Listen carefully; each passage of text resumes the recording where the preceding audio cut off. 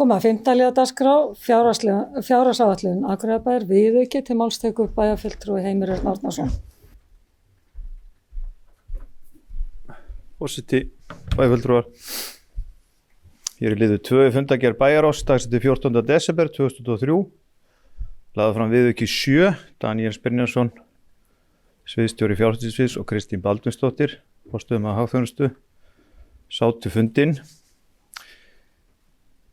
Viðaukinu vegna aukinna fjárveitinga til atvinnuátaks sem ger 18 milljónir rúmlega og aukinna fjárheimild til stuðnings og stoðþjónustu 29,4 milljónir.